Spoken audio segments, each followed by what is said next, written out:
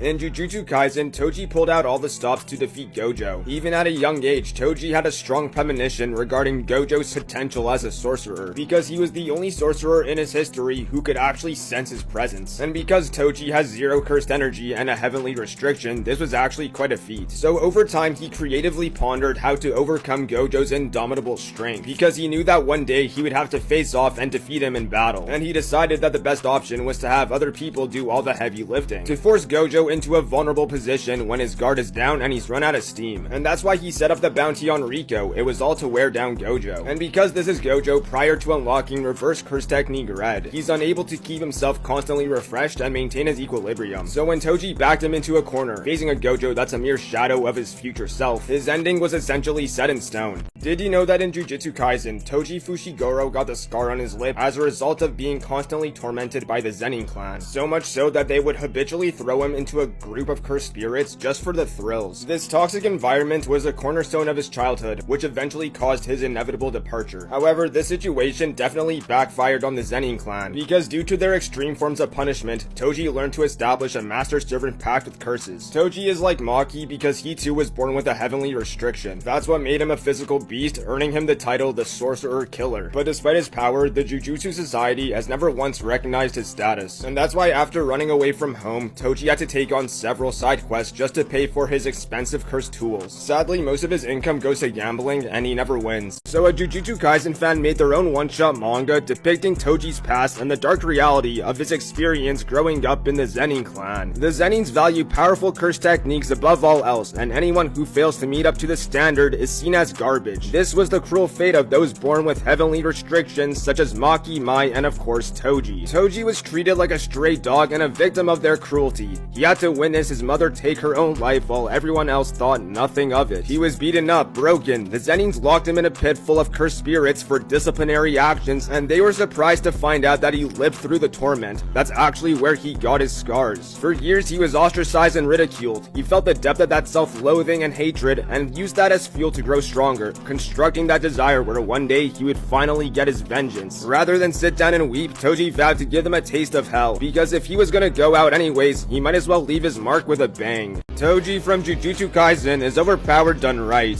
In the world of Jujutsu, traditionally, cursed energy and powerful techniques dominated the era, just like Gojo and his unstoppable backshots. Did you pray today? And the Zenin clan is very prideful of their heritage, denouncing anyone and everyone who deviated from their ideology. And that's why those who inherited the Zenin's curses could never detach themselves from that energy. But Toji, through his sheer physical dominance, broke free. He was the first one to leave it all behind, paralyzing everyone with his overwhelming intensity. Toji was in a class of his own, a regular guy banished from Jujutsu Society who outclassed every contemporary but Gojo, which was showcased by how he cooked up Dagon with relative ease, chefing him up into calamari with a side of plum sauce. He's an unpredictable variable, a walking calamity, the only person other than Sukuna who brought Gojo to death, and the guy who effectively instigated the departure between Geto and Gojo. He's the person who left everything in the past.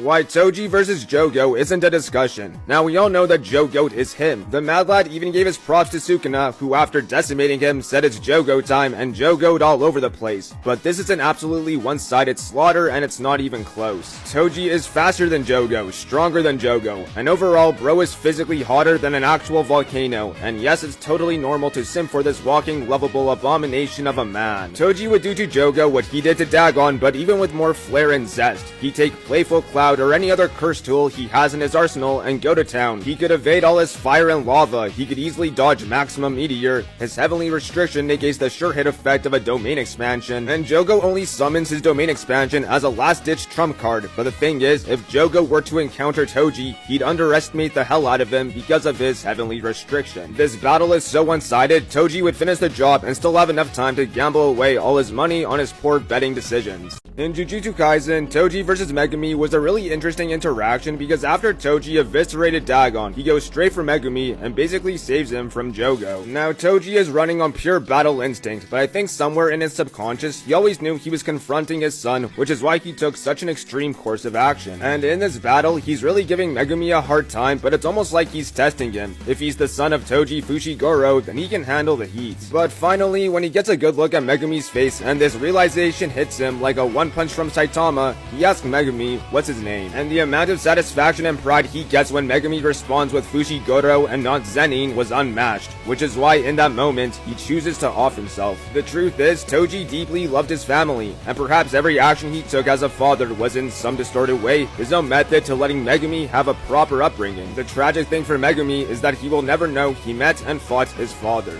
How would the JJK world be if Gojo actually died to Toji? Well, to be honest, without Gojo coming back from the point of no return, we don't have Jujutsu Kaisen, and without his presence, Jujutsu Society is in pure shambles. Geto may have still gone off the deep end, becoming an even greater existential threat to the Jujutsu world, but there's also a good chance he remains on the side of Jujutsu High. But without Gojo, there would have been no one to save either Yuta or Yuji. They either become cursed users, they are eliminated by other sorcerers, or in Yuji's case, Sukuna takes over and wreaks havoc. Megumi would have been a full-fledged member of the Zenin clan and potentially been indoctrinated into their corrupt ways, which is even more terrifying. As for Toji, there's a good chance he'd be chilling, still broke, looking for ways to make money and pass the time. And for Kenjaku, without Gojo present, it would be even easier to mastermind his plans.